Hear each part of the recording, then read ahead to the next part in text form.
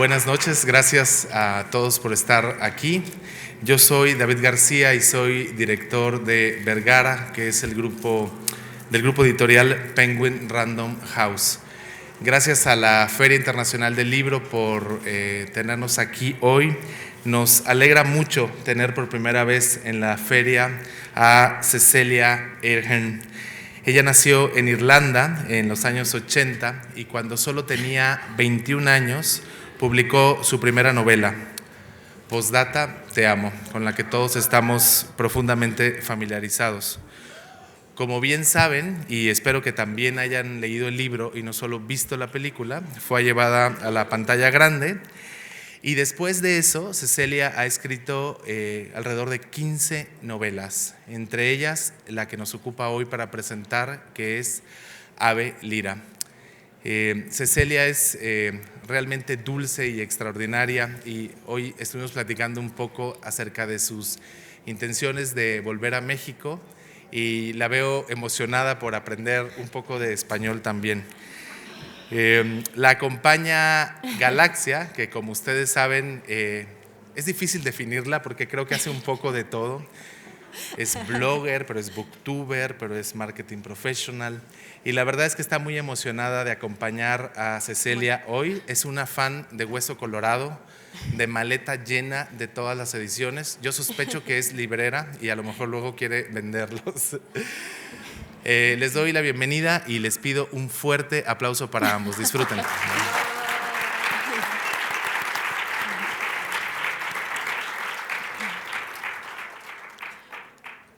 Está bien. Ok, voy a comenzar para platicarles un poco de esta mujer. Para todos los que a lo mejor no la conocen o solo conocen uno de sus libros o dos de ellos. Me voy a quitar un poquito Bueno, quiero comentarles cómo la conocí yo. Yo la conocí hace 15 años. Digo, la conocí ahorita hace un rato, pero sus libros los conocí hace 15 años. Cuando yo tenía 15, no lo sumen, no hagan cuentas, pero en ese entonces yo conocí Posdata, te amo. Realmente me llamó mucho la atención, fue como de esos primeros libros que como que empezaba a leer y me atrapó en ese momento. Pues yo era una adolescente, era muy dramática y para mí fue como que wow, lo amo. En ese momento sí, el drama me fascina. Digo, para los que no conocen la historia, que me imagino que la mayoría, Holly pierde a su esposo o al amor de su vida y él le deja varias cartas para, digamos, superar como ese proceso. Después de ello y de que fue como esos primeros libros que yo amé con toda el alma, empecé a seguirla y a buscar cada uno de sus siguientes novelas. No sé el número exacto que tiene ahorita, pero yo creo que son más de 10 o algo así, son realmente muchísimos libros. Y algo que amo muchísimo de sus libros es que tienen una magia especial cada uno de ellos.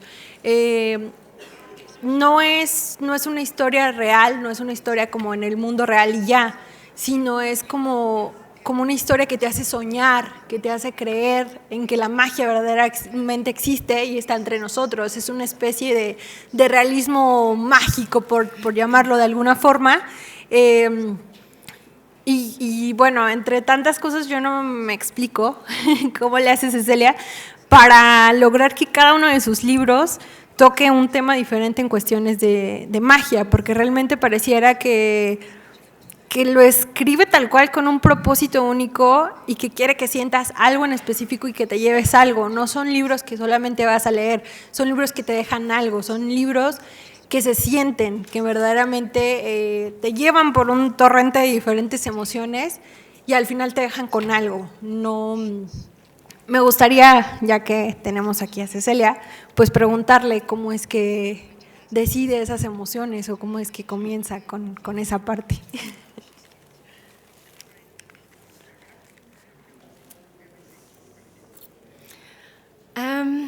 Yes, I do. Okay, I'm going to. I do write from the heart. That's very important for me.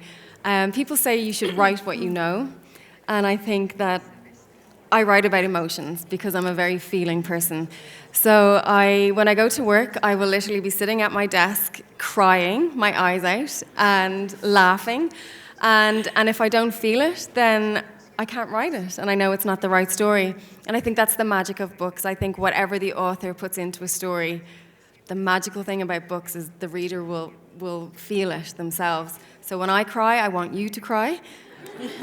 When I laugh, I want you to laugh. And I love when people say to me, I loved your books, they made me cry. And I think, yes. I want to make you cry. And I think it's because I want to move you. And we all know that anything that you are emotionally connected to is something that you will remember, you know, whether it's a movie, a song. I think once you feel it in your heart, it's something very memorable. So that's where I come from when I'm writing. The characters aren't always me. They're not me, and they're not my personal situations, but I will always put my feelings, my emotions into them. Ok. Bueno, digo, pasando como a otro libro de los que ella tiene, creo que uno muy conocido es Love, Rosie, donde termina el arco iris, o no recuerdo qué otro nombre le pusieron, definitivamente quizá, o tal vez, algo así. Es que hay como ya 3, 4 traducciones del título.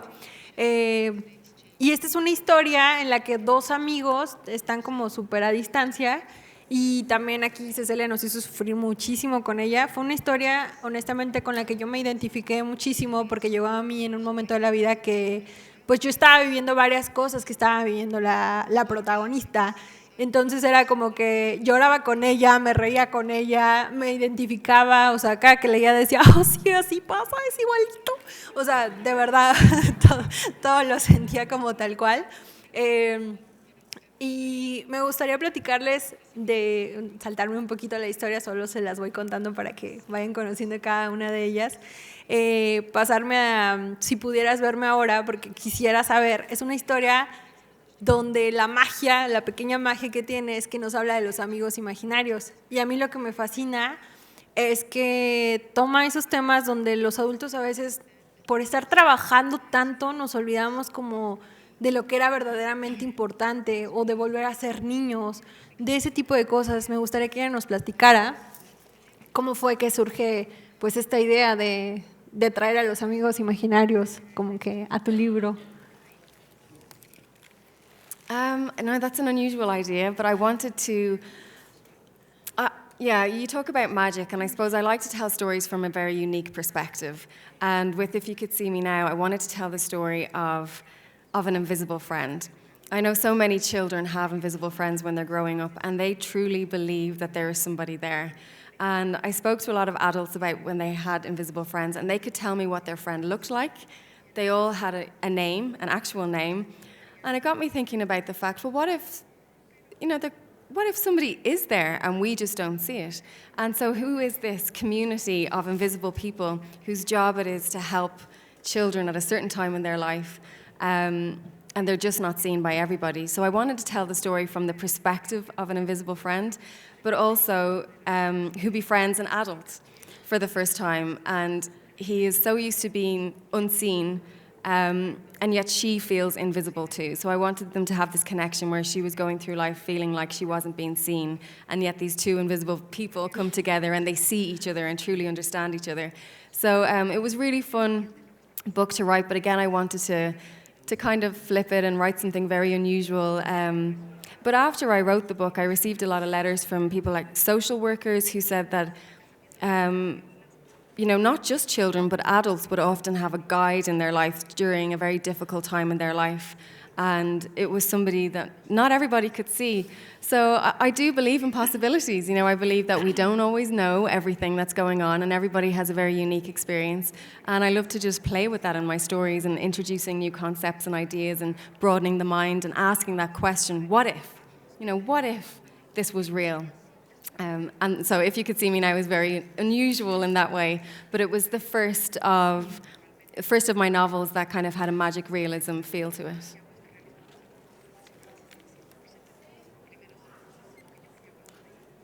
Sí, justo eso. Creo que eso fue lo que más me atrapó a mí de todas las historias. O sea, siempre he sido una persona que cree mucho en la magia, o sea, en general, como las hadas, los elfos, el ratón de las dientes.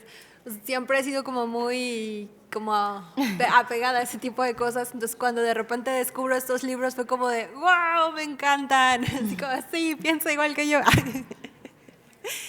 Y bueno, algo similar o algo que me llevó como también esta parte es tiene otro libro donde nos habla, se llama Un lugar llamado Aquí. Y nos habla de todas las cosas que perdemos, es el lugar a donde se van todas las cosas que perdemos. Entonces es como muy curioso porque construye toda pues como todo un mundo y toda una razón de ser de por qué perdemos los calcetines, o sea, el típico de que los Salvador ahí ya no están, o sea, cosas que con frecuencia se nos pierden y ella le da como que solución a todo eso. Cuéntanos un poco de cómo fue este proceso en ese caso. So you're all going to think I'm completely crazy now, but I really did, I really did enjoy writing that book. And it was inspired by socks, by missing socks. I kept thinking, where do the things go when they go missing? You know, we put our socks in the laundry and always I get one back. There must be a place where my other earring is and the back of my earring and all the pens that I lose. And yeah, I wanted to create a world where all the missing things go. And it started off as being a very kind of playful idea, but then of course people go missing too. And so I created the character of Sandy Short, whose job it is to find missing people.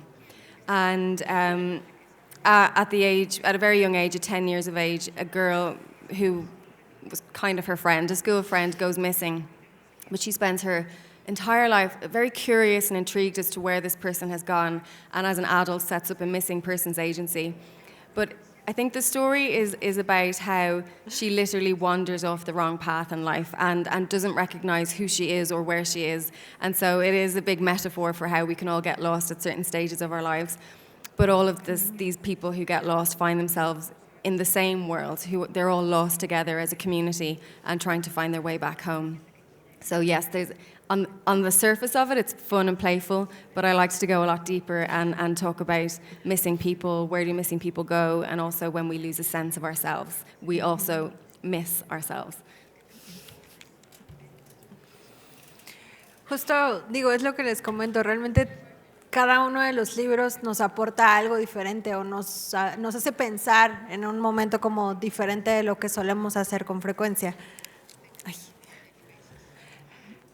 Y bueno, me gustaría que nos platicara ahora un poquito de Un regalo del cielo, The Gift.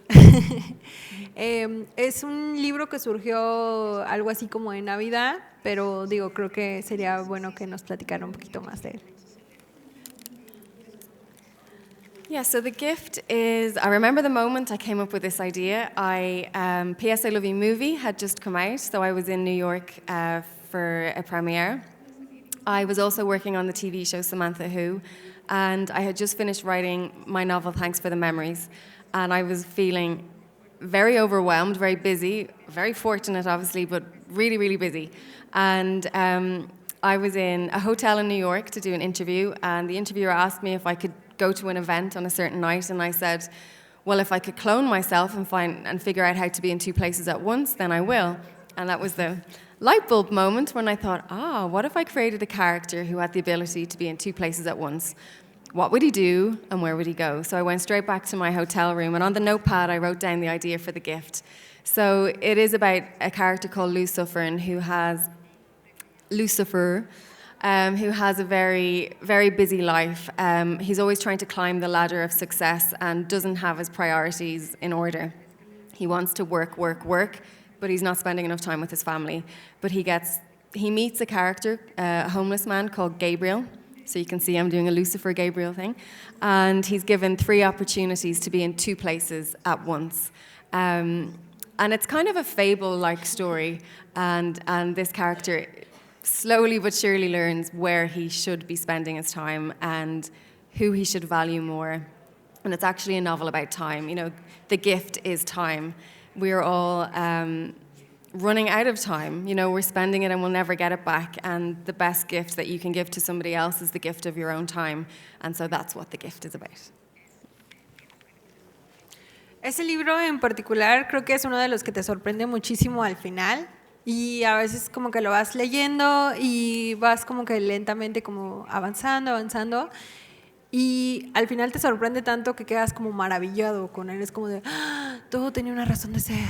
O sea, como que es cuando te hace clic. Es de esos libros que al final te hacen clic, entiendes todo y como que te deja algo así como que muy, muy intenso. Por eso quería que les platicara un poquito más sobre él. Como les dije, realmente ella tiene muchísimos libros. Esa parte pues como mágica y especial es la que a mí me gusta, y como digo, la parte que aporta, creo que con cada historia te sorprende de una forma diferente. Y recientemente para México, llegaron 2 libros que son parte de una especie de distopía que ella decidió escribir para jóvenes, donde cambia un poquito el estilo, o creo que mucho el estilo. No sé si nos puedas platicar un poco de Perfectos, ¿cómo fue este cambio de estar escribiendo para una edad un poco más adulta y de repente cambiar a los jóvenes? Yeah. So Flawed was my first young adult novel, and it's a duology, which is a word I learned. The first is Flawed, and the second is called Perfect. And it's set in a society that doesn't tolerate imperfection. If people make moral or ethical mistakes, or mistakes that society, decisions that society deems as mistakes, then they're sent to a court, and they're branded in one of 5 areas on their body. If they've told a lie, it's their tongue. If they step out of line with society, it's the sole of their foot. If they seem to be stealing from society, it's the palm of their hand. For thoughts, it's their temple. And what else did I name? Oh, their heart. For disloyalty, it's across their chest. And it's about a young girl a 17-year-old girl named Celestine North, who is the perfect girl, and she has the perfect life. And she's popular at school, she's very intelligent, she never makes mistakes, she has her boyfriend, she's very confident. And yet, one day, she does something which sees her deemed flawed, and so she has to spend the rest of her life being seen as an imperfect person. And I think I wrote this novel, usually I write my novels from a place of love, but I wrote this with anger. Just annoyed at society, at how judgmental we are, and how we make it very difficult for people to have second chances if they've made a mistake. So I really enjoyed writing that novel. I think it's important for all ages, but the reason why I suppose I chose to write the character as a 17-year-old is because that's the time where you're certainly finding your own voice. And up until that point, you're listening to the people that you trust and respect in your life, and you're taking their word as gospel. But at some point, you have to start making your own decisions. And for Celestine, she has been listening to this kind of overpowering, overwhelming voice that's trying to control society and keep everyone in line. And the idea is that if everyone makes mistakes, to be human is to be flawed. And every time we make a mistake, we learn from it. So the flawed section of society are actually the more evolved, self-aware. And those who are afraid of taking risks will never really learn about themselves. And so I wanted to send out a positive message in the entire series, that it's okay to make mistakes, and it's okay not to be perfect, and we shouldn't be painting these perfect images of ourselves on Instagram or wherever else. That life is not perfect, and it would be no fun if it was. Mistakes can be fun. Not really, but you can learn from them, and you become stronger and become a better version of yourself after making mistakes. So I really, really enjoyed that book. I wrote the first draft in 6 weeks, which is the fastest I've ever written a novel. And I really enjoyed being in the young adult world. And it's certainly something I'd like to revisit, writing more stories for young adults. But time, if I could clone myself, I would. If I could take a magic pill where there's 2 of me and I can write for adults and I can write for young adults, that would be wonderful. But I haven't figured out how to do that yet.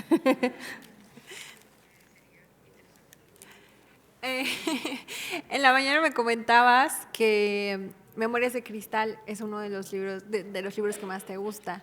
¿A qué se debe eso? Yes, so The Marble Collector was my novel before Lyrebird, and it was originally a short story, which is in a collection of my short stories, which will be out next year, called Roar, available in all bookshops. And it was called The Woman Who Lost Her Marbles. But it developed further and further. So it's about a woman, it's a father-daughter relationship, and it's about a woman who, I'll go into this. But anyway, she discovers her father has a marble collection, and there is one part of the collection missing, and she has to go and try and find it. But through looking for this very valuable collection for her father, she discovers this whole secret life that he had that she never knew about. I really enjoyed writing this novel because it's told from the perspective of the father and the daughter. And the father's voice was something very new to me. He's in his 60s, but we see him throughout his whole life from the age of 5 all the way up to 60. And I just fell in love with him and his story and loved their relationship. But I did a lot of research into marbles and met with a glass sculptor who showed me how to make marbles, and we spent a day making them together. Because when I'm researching a book, I really love to get involved in all the details to really truly understand the world that I'm writing about. And so I just got lost in marble world. You know, I learned so much about marbles and how important they were to people. And I think it was an important book for me because it was certainly read by, my job is I want to be read by as many different people as possible, you know, and I want to write as many different kinds of stories as possible. And I think that one really did, reach a wider audience, which is wonderful. I love to write romance, I love to write love stories, and I love to write my thrillers, and I love to write that kind of story too. I think it's important for me as a writer to do as many different things as possible. Y bueno, justo hablando de esto que dices que investigas muchísimo, ¿cómo es tu proceso creativo? O sea, ¿cómo es que vas desarrollando la novela? ¿Qué realizas alrededor? So I always come up with the idea for the story first, and then I try to figure out what kind of character would find themselves in that position. And then the character feeds the story, and the story feeds the character, and it all develops from there. I'm a very structured, disciplined writer, so it's going to sound very boring, but I'm going to tell you anyway. So I begin every January, and my book is due every May, and then I edit for the summer, and then it's published in the autumn at home. And I write in an office outside of my home from about 4 days a week from 9 to 5. I write with pen on paper. I'm old-fashioned. And I write a candle. I light a candle. I don't write a candle. I light a candle. And it's always the same candle with the same scent. And I actually met the candle maker a couple of months ago. We were doing the same TV show together, and she was telling me, I just fangirled her. Jo Malone, I don't know if you're familiar with Jo Malone, but she's an amazing candle woman. And so I fangirled her and I was like, I love you. I always light your candles when I'm writing my books. And she explained to me that when I light the candle, the scent is like a trigger for me. So it immediately gets me into this creative zone when I'm writing, which was really interesting because I always thought I liked these candles to set the kind of atmosphere to be relaxing and calm. And I don't want it to feel like work. I want to feel like I'm creating something artistic and wonderful. But it was interesting to hear that when I smell that scent, it kind of is like a trigger for me. So I have this space that I create my stories in, and I walk into the room, and it's like my secret hideaway, and I say, hello, room. And then when I'm leaving for the day, I say, goodbye, room, thank you. And then I get back to my life again. So it's wonderful. I love escaping. I suppose the same feeling that you get when you're reading a book is exactly how I feel when I'm writing. It's just pure escapism. I get lost in my head. I'll think 5 minutes has gone by, and it could be 5 hours. And I love that feeling when my pen just cannot keep up with my thoughts. And, you know, when I have that horrible bumpy finger, I know that I've had a really good day at the office. So that is my creative process. Wow. Justo siempre me había preguntado cómo le hace para escribir tantos libros, porque en verdad, o sea, cada año era una historia diferente y eran historias muy buenas. Entonces decía, ¿cómo le hace? O sea, ¿de verdad los escribe todos? De verdad pero ya nos quitó la duda. Ya nos dijo cuánto tiempo. Creo que es bastante rápido a como me imaginaba. O sea, no sé, creo que escribes muy rápido los libros y te quedan muy bien para hacerlo tan rápido. Y bueno, cuéntanos, al escribir tantísimos libros, ¿cuál ha sido el más difícil de todos, el que más como que te ha tardado pues en realizar?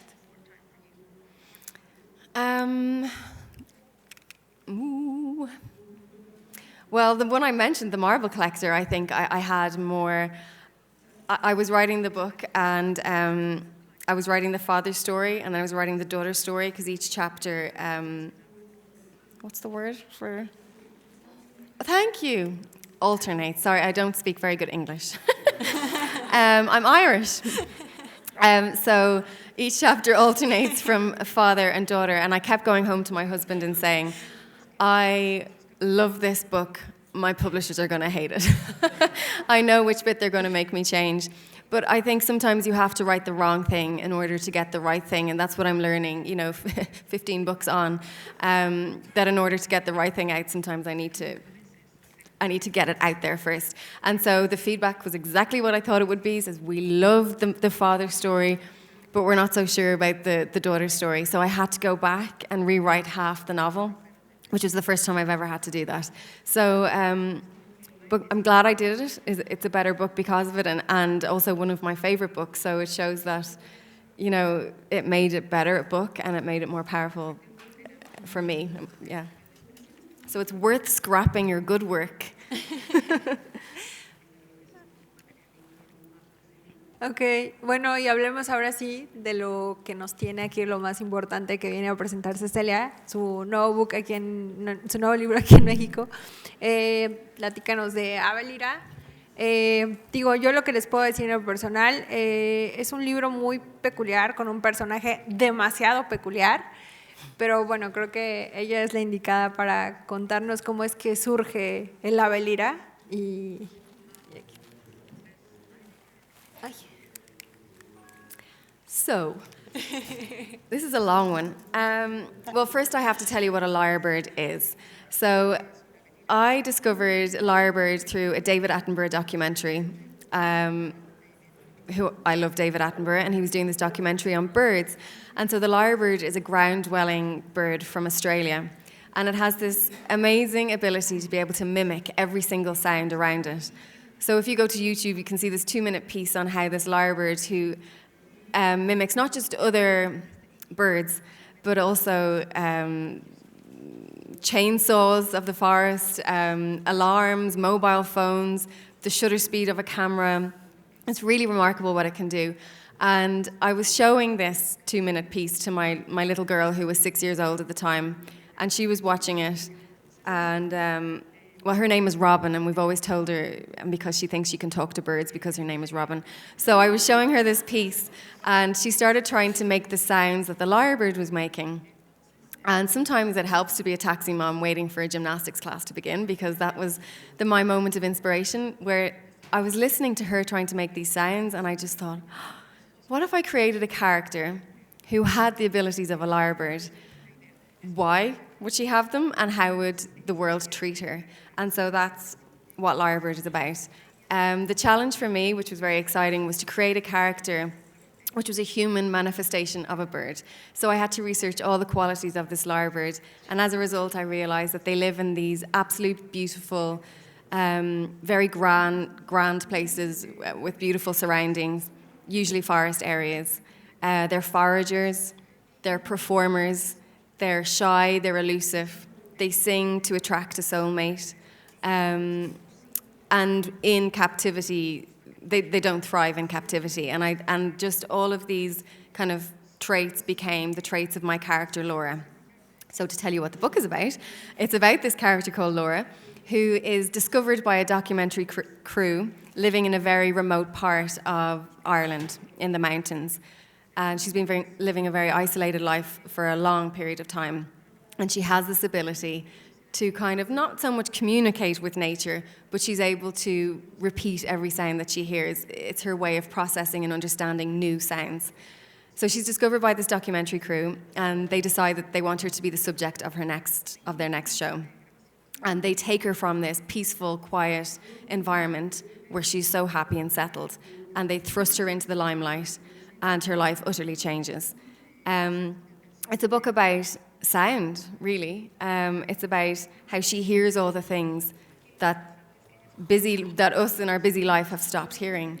She's very connected to nature and very grounded and very rooted in reality, and yet she's thrown into a world, into a reality show where people try to take advantage of her, trying to change her character and who she is, and she's really struggling to figure out who she is in this new modern world. It's also a love story because the guy that she's connected to is the sound man, part of the documentary crew. So they have this connection about sound. And that is what Lyrebird is about, and many, many, many other things, but I'll leave it there. Bueno, yo solo les voy a contar que realmente es una historia que te deja muchos aprendizajes, que te hace poner atención a lo que verdaderamente es importante y te hace pues ver un poquito del mundo en el que actualmente nos desarrollamos, ¿no? Un mundo lleno a lo mejor de comunicación, de redes sociales, de cosas que a lo mejor de repente nos afectan o ponemos muchas cosas en el foco o hablamos o criticamos o cosas por el estilo sin saber como lo que hay detrás o el trasfondo. Entonces creo que es una historia que va muy con la actualidad. Yo los invito muchísimo a que la conozcan y que conozcan, por supuesto, todos sus demás libros. De verdad tiene libros para todos los gustos, de todas las temáticas. Digo, a lo mejor otro que les puedo contar, hay un libro donde te llega una carta de tu vida, tienes una cita con tu vida, o sea, literal, tu vida te está llamando porque la protagonista como que está perdiendo el tiempo y su vida está como que, oye, pues, y literal, tiene una cita, o sea, tiene que conocerlo y va y habla con él, porque, digo, le toca ahí como que le llaman todo el tiempo, y no, es que no tengo tiempo, no te preocupes, nosotros nos adaptamos, no, pero es que tengo que ir acá, no te preocupes, llegamos ahí, o sea, para todo tenía como que un paro para no seguir con su vida. Entonces, realmente hay un montonal de libros, pero ahorita me gustaría pasar a unas cuantas preguntas como que medio divertidillas que tenemos por ahí para Cecelia, que prácticamente son como que te gusta o no te gusta o qué prefieres de tal o tal cosa. Nada más déjenme, saco mis notitas. A ver, ¿dónde están? La, la, la, la, la, la, Pues, escuchen musiquita de ascensor, por favor. Muy bien. I will entertain you while we wait. Tiene una serie muy buena, por cierto, escribió Samantha Hu hace ya un tiempo, es una serie muy divertida, si la pueden ver por ahí. Yo estoy triste de que no hayan continuado con la temporada 2, ella me dijo que también, así que vean la temporada 1, está verdaderamente muy divertida. Muy bien, ¿qué prefieres? ¿Tequila o tacos? Tacos. Yum, yum. ¿Qué prefieres? ¿Friends o Sex and the City? Oh, that's very difficult. Oh. I think Friends, but I do love Sarah Jessica Parker and her shoes and her clothes. But I've seen more Friends. ¿Walt Disney o Pixar? Disney. Oh, what's your favorite character of Disney? Oh, perdón. ¿Cuál es tu princesa de Disney favorita? Winnie the Pooh. Winnie the Pooh. That's Disney, isn't it? Está bien. It is now. Well, no, I grew up watching Mary Poppins. Every day. I knew it word for word.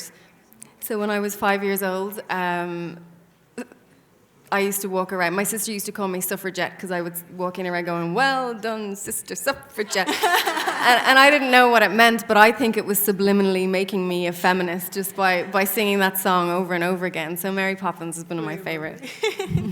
It's very good. And it's back with Emily Blunt. ¿Qué prefieres, una novela o un libro de poemas? Novel. Novel. ¿Un avión o un tren? Train. Tren. ¿Mar o montaña? Oh. Sí. Muy bien. ¿Verano o invierno? Well, your winter is my summer. So today I am on my summer holidays. So thank you for that. So I'm going to say summer. So my summer, your winter. ¿Teatro o cine? Oh. You see, I love musicals. So if it was musicals, I would go to musicals over a film every day. ¿Cuál es tu... And I could sing, well done. ¿Ese sería tu favorito, tu musical favorito? Sorry, what? No worry. Favorite musical, I love Wicked, and I love Matilda, and I love Singing in the Rain. I'm in love with Gene Kelly. I'll just keep talking. And I love I love all musicals. It's very cool. Facebook o Instagram? Instagram. Instagram, it's very cool. Follow me on Instagram. Follow Instagram.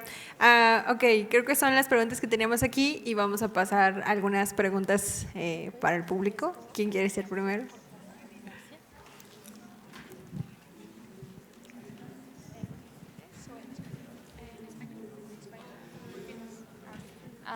The question is in English, if that's fine. Okay. So I've read a lot of your novels, and you have this recurrent theme that is magical realism, as you mentioned. And I find here in Latin America we have different authors, like Gabriel García Márquez or Isabel Allende, that have this magical realism in their novels. And I find really interesting how I read your novels and there's this small town where something magical happens, and in their novels, that happens too. So I don't know, like, if you can tell us some of your authors or what inspires you to add this magical realism to your novels. Yeah, I mean, it's not so much that other authors inspire me. I think it's just the way that I think. I love to, as I said earlier, I love to just look at things from a very different perspective. I love when things are tilted. And the way I explain it is, if you're looking at some very obscure art and you have to tilt your head and close your eye like that, I feel like that's how I write my books. I'm like this, looking at it from a different angle. And I love to escape. But I suppose on the surface, they seem fun and playful and surreal and unusual, but at the heart of every story, it's something real. These are characters experiencing real issues in life and real struggles. And what I really like to write about is the transitional moment in people's lives. Usually, always at the beginning of my book, the characters reach the toughest point of their life, and they're kind of, I like to catch them just before they fall and bring them on this journey of healing and self-discovery and hope.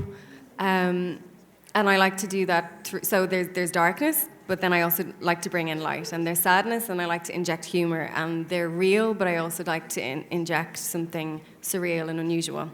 So it's a balancing act. Parece que tenemos tiempo solo de una pregunta. Yeah. Hi, huge fan, huge fan. Like, I understand you. thanks. I'm fluent in Spanish now. No, I'm not. Okay, my question is regarding the Time of My Life book, which I think it's a great book. My question itself is, what happens after with the principal character? Because I understood that it ends like that because, I'm not going to say the end, but... No. But it ends in a certain way because you try to leave it open, like life ends up like that. And also how you come up with the idea of have a date with your life, how to put the attention on our life in a person, literally. So that's my question. Huge fan, really. Thank you.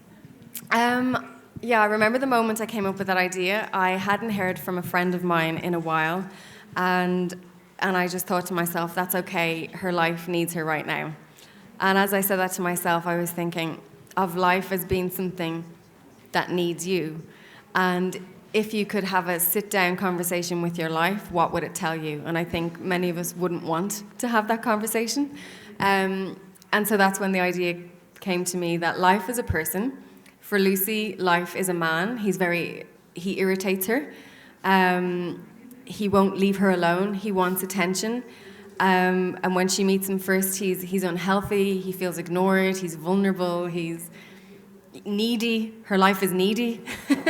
And so they have to have a series of conversations where they can begin a relationship. And a lot of the stories, I write about is, there are many love stories, and this one I wanted to be about a love story with her own life. So she's fallen out of love with her life, and she has to try and fall back in love with it again. I remember I wrote that story after I took maternity leave. So I had been working like crazy, writing a lot of books, as I just explained, and I took a break, and I had a baby, and I got married, and I thought that was the year I met my life.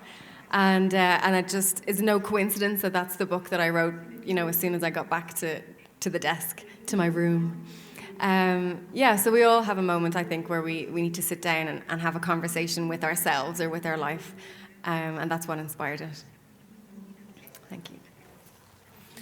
Bueno, pues creo que ya tenemos que retirarnos aquí, pero Cecelia va a tener firma de libros en el stand de Penguin Random House, ya ahorita. Entonces nos podemos ver allá y siguen ahí para conocerla. Thank you.